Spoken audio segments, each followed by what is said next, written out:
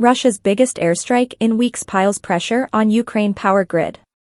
Russian missiles and drones struck nearly a dozen Ukrainian energy infrastructure facilities on Wednesday, causing serious damage at 3 Soviet-era thermal power plants and blackouts in multiple regions, officials said.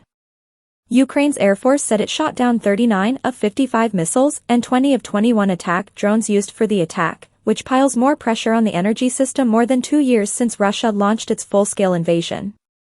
Another massive attack on our energy industry. Energy Minister German Galishchenko wrote on the Telegram app. 2 people were injured in the Kiev region and 1 was hurt in the Kirivorid region, Interior Minister Igor Klimenko said.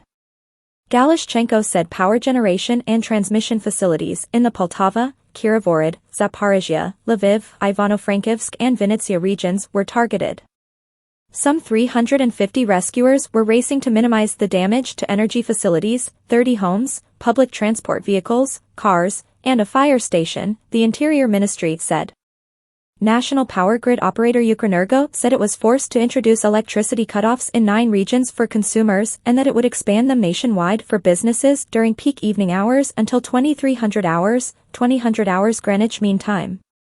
Officials urged Ukrainians to limit power consumption. Russia's defense ministry said it struck Ukraine's military-industrial complex and energy facilities in retaliation for Kiev's strikes on Russian energy facilities.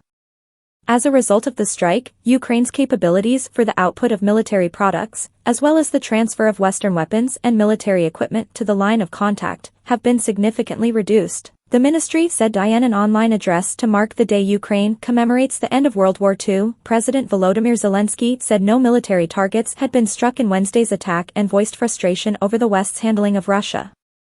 He singled out what he said was the West's limited progress in curbing Russian energy revenue and some countries that attended President Vladimir Putin's inauguration for a 5th term in the Kremlin on Tuesday.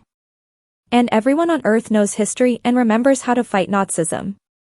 When humanity unites, opposes Hitler, instead of buying his oil and coming to his inauguration, Zelensky said. Ukraine has stepped up drone attacks on Russian refineries this year despite apparent objections by the United States, trying to find a pressure point against the Kremlin whose forces are slowly advancing in the eastern Donbas region. Ukrainian strikes on Russian refineries may have disrupted more than 15% of Russian oil refining capacity, a NATO military alliance official has said. After pounding the energy system in the first winter of the war, Russia renewed its aerial assault on the grid in March this year as Ukraine was running low on stocks of sophisticated Western air defense missiles.